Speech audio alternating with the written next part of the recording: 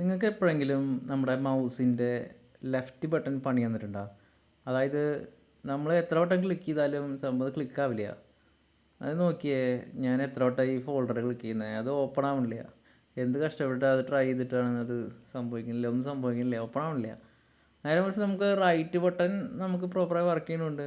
കാരണം നമ്മളധികം ഉപയോഗിക്കുന്നില്ല right button, വളരെ കുറച്ചേ ഉപയോഗിക്കണുള്ളൂ. അപ്പോൾ ലെഫ്റ്റ് ബട്ടണാണ് എപ്പോഴും അടിച്ചു പോണത്. ഇപ്പം എൻ്റെ ഇതുപോലെ എപ്പോഴും ഉണ്ടാവും ലെഫ്റ്റ് ബട്ടൺ അടിച്ചു പോകും. അങ്ങനത്തെ കേസുകളിലൊക്കെ ഒന്നെങ്കിൽ നമ്മളിത് കളയും, വേറെ മേടിക്കും. അതാണ് ഇപ്പോഴത്തെ എല്ലാവരും ചെയ്യണത് ശീലം.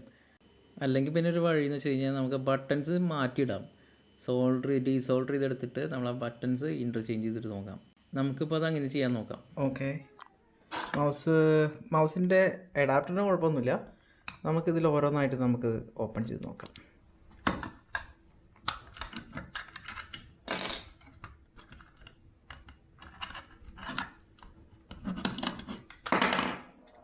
ഓക്കെ, ഇതിന് ആകെ ഒരു സ്ക്രൂ ഉള്ളൂ, ആ കാണുന്ന ഒരു സ്ക്രൂ. അത് തുറന്നു കഴിഞ്ഞാൽ നമുക്ക് തുറക്കാൻ പറ്റും ഉൾഭാഗം. പിന്നെ അവിടെ സ്റ്റിക്കർ ഒട്ടിച്ചിട്ടുണ്ട്. അവിടെ ഞാൻ ആദ്യം വിചാരിച്ചു അവിടെ സ്ക്രൂ ഉണ്ടെന്ന്, പക്ഷേ അവിടെ സ്ക്രൂ ഇല്ല. ഇനി നമ്മുടെ ടൂൾസുകളുടെ വരവേണ്ട, സ്ക്രൂ ഡ്രൈവറാണ് നമ്മൾ എടുക്കുന്നത്. സ്റ്റാർ സ്ക്രൂ ആയി നോക്കിയിട്ട് നമ്മളത് സ്ക്രൂ എടുക്കാൻ പോവാണ്.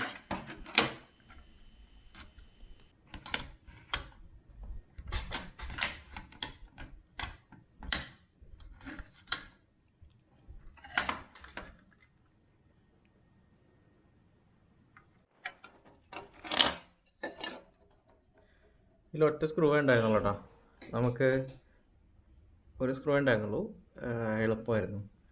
ഓക്കെ, ഇതാണ് അതിൻ്റെ സെൻസർ. പിന്നെ റൈറ്റ് ബട്ടൺ, ലെഫ്റ്റ് ബട്ടൺ. ഇതാണ് അതിൻ്റെ LED, ട്രാൻസ്മിറ്റർ റിസീവർ LED. പിന്നെ അതിൻ്റെ സെൻസറാണ്. പിന്നെ നമുക്ക് കാണാൻ പറ്റും റൈറ്റ് ബട്ടൺ, ലെഫ്റ്റ് ബട്ടൺ. ഇത് നമ്മുടെ സെൻറ്ററിലൊരു ബട്ടൺ ഉണ്ടാവും, അതുപോലെ സ്ക്രോൾ ചെയ്യാനുള്ള ഒരു XY ഡയറക്ഷൻ സെൻസറോ എന്തോ സാധനം. ഓക്കെ, പിന്നെ നമുക്ക് ഇവിടെ ഒരു ബട്ടൺ കാണാൻ പറ്റും, തേർഡ് ബട്ടൺ. ഈ ഒരു ബട്ടൺ, ഈ വീലിങ്ങനെ പതുക്കെടുക്കാം. പിന്നെ ഈ ഫിക്സ് ചെയ്തിരിക്കുന്ന PCBനെ അറ്റാച്ചിരിക്കുന്ന സ്ക്രൂവും കൂടെ നമുക്ക് എടുക്കാം. ബോർഡ് മൊത്തത്തിൽ അങ്ങ് എടുത്തുട്ടാ. ഇതാണ് അതിൻ്റെ കാര്യങ്ങളും, ബോർഡിൻ്റെ അകത്തുള്ള കാര്യങ്ങളൊക്കെ, സെൻസറും മറ്റ് സംഭവങ്ങളൊക്കെ ഉള്ളത്. ഇതെങ്ങനെയാണ് കാണുന്നത്. ഒരു IC ഉണ്ട്, പിന്നെ ഒരു ട്രാൻസ്മിറ്ററിൻ്റെ ഒരു ആൻറ്റിന ഉണ്ട്, റിസീവർ, പിന്നെ ബാറ്ററിയുടെ സ്ലോട്ട്. ഓക്കെ, നമുക്ക് ആദ്യം തന്നെ ഇത് ബോർഡ് ഒന്ന് സെറ്റ് ചെയ്ത് ക്ലീൻ ആക്കി എടുക്കാം. സോൾഡറിങ് സ്റ്റേഷന്, ലെഡ്, ഐസോപ്രോപ്പൈൻ, ഡീസോൾഡറിങ് പമ്പ്, ഇത്രയും സാധനങ്ങളൂടെ വേണം കേട്ടോ. അത് വെച്ചിട്ട് നമുക്ക് സക്ക് ചെയ്തെടുക്കാം. ഇത് എന്ത് പണിയെടുക്കുമ്പോൾ സേഫ്റ്റി ഗ്ലാസ് നിർബന്ധമുണ്ടോ? അപ്പോൾ രണ്ട് ബട്ടണും നമ്മൾ ആ PCBന്ന് ഊരെടുത്തിട്ടാണ്. ഇതാണ് ലെഫ്റ്റ് ക്ലിക്ക് ബട്ടൺ, മറ്റേത് സ്ക്രോൾ ബട്ടൺ. ചെറിയൊരു മാറ്റം ഉണ്ടായിരുന്നു. ഞാൻ ആദ്യം വിചാരിച്ചു റൈറ്റ് ക്ലിക്ക് എടുത്തിട്ട് ലെഫ്റ്റ് ക്ലിക്കിലും, ലെഫ്റ്റ് ക്ലിക്ക് എടുത്തിട്ട് റൈറ്റ് ക്ലിക്കിലും ഇടാമെന്ന് വെച്ചു. പിന്നെ അതിനേക്കാളും നല്ലത് സ്ക്രോൾ ബട്ടൺ നമുക്ക് എപ്പോഴും ഉപയോഗിക്കില്ല, തേർഡ് ബട്ടൺ. അപ്പോൾ നമുക്കത് അത്ര ഉപയോഗമില്ല, റൈറ്റ് ക്ലിക്ക് ഉപയോഗമുണ്ട്. അപ്പോൾ അതെടുത്തിട്ട് ഇങ്ങോട്ട് ചേഞ്ച് ചെയ്താലും കുഴപ്പമില്ല. അപ്പോൾ അങ്ങനെ ഇനി അതെടുത്തിട്ട് ഇതിലേക്ക് വയ്ക്കാനുള്ള പരിപാടി നോക്കാം.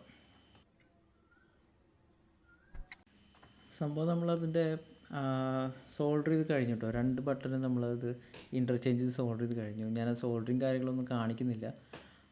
ഓക്കെ, ഇനി നമുക്ക് ക്ലീൻ ചെയ്തെടുക്കാം. ബോർഡ് ഇലക്ട്രോണിക് ബോർഡ് നമ്മൾ സോൾഡർ ചെയ്ത് കഴിഞ്ഞ് ഫ്ലെക്സ് കളയാനായിട്ട് നമ്മൾ ഐസോപ്രോപ്പൈൻ വെച്ചിട്ട് ക്ലീൻ ചെയ്യും. അപ്പോൾ ആ ഒരു പരിപാടി നോക്കാം.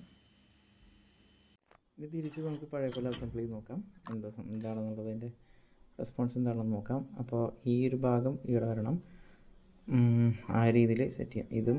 ഇതും നമുക്ക് ഈ സെൻസർ ഇവിടെയും വരുന്ന രീതിയിൽ നമുക്ക് ചെയ്യാം.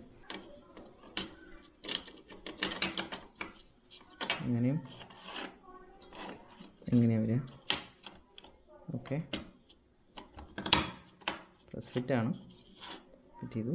PCB ഒരു സ്ക്രൂ ഉണ്ട് PCBക്ക്, അത് ഈ ഗ്യാപ്പിലാണ്, കാണാൻ പറ്റില്ല.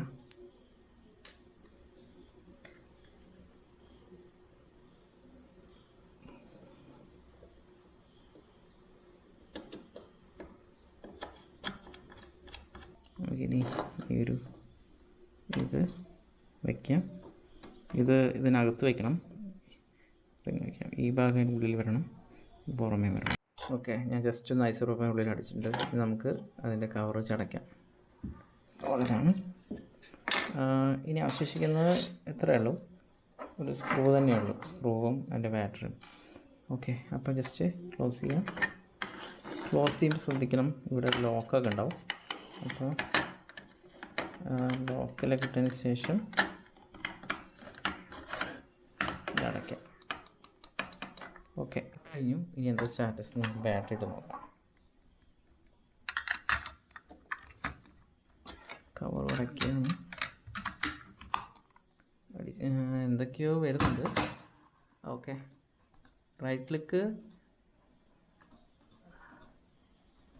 റിഫ്രഷ്, റൈറ്റ് ക്ലിക്ക് വന്നു. Okay, PC, double click to open the files.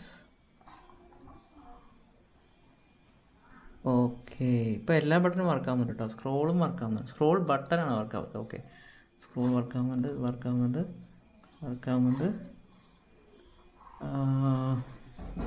ഒരു വെബ്സൈറ്റ് ഞാൻ എടുത്ത് നോക്കുകയാണ്, ക്ലിക്കായി. ഓക്കെ, ജസ്റ്റ് മെയിൽ നോക്കാം.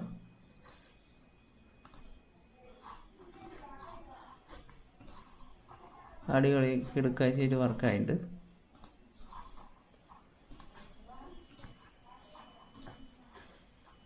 ഓക്കെ,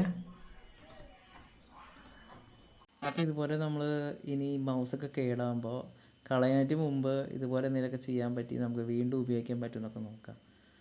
പണ്ട് ഇതുപോലെ എന്തെങ്കിലുമൊക്കെ കേടായി കഴിഞ്ഞാൽ, പണ്ടത്തെ കാലത്ത് ഈ 90s നമ്മൾ റിപ്പയറിംഗ് ആണ് മോസ്റ്റ്ലി നോക്കുക. വീണ്ടും കുറേ പ്രാവശ്യം നോക്കും. കാരണം നമ്മളത് വേസ്റ്റേജ് കുറയ്ക്കുകയാണ് മാക്സിമം. നമ്മളത് വളരെയധികം വീണ്ടും ഇങ്ങനെയെങ്കിലും അതിൻ്റെ അവസാനം വരെ, അന്ത്യം കാണുന്ന വരെ അതിനെ പണിയെടുപ്പിച്ചിട്ടാണ് കളയാറുള്ളൂ. അപ്പോൾ ആ ഒരു രീതിയിൽ നമുക്ക് മുന്നോട്ട് പോവുകയാണെങ്കിൽ നല്ലതായിരിക്കും. ഇപ്പോൾ ഇത് വയർലെസ് മാത്രമല്ല, എല്ലാത്തിനും ഇങ്ങനെ ചെയ്യാൻ പറ്റും. മാത്രമല്ല, കേബിൾ പോവുകയാണെങ്കിൽ USB കേബിൾ വേറെ വാങ്ങിച്ചിട്ട് അത് ഇടാൻ പറ്റും. അങ്ങനെ നമുക്ക് നോക്കാം. അപ്പോൾ എന്തെങ്കിലും ഇതുപോലെ സാധനങ്ങളൊക്കെ കേടാവുകയാണെങ്കിൽ നിങ്ങൾ നേരെ കളയാണ്ട് ട്രൈ ചെയ്ത് നോക്കിയിട്ട്, പിന്നെ ഉപയോഗശൂന്യമാണെങ്കിൽ പിന്നെ വേറെ വഴിയില്ലാതെ കളഞ്ഞോ. Okay, thank U.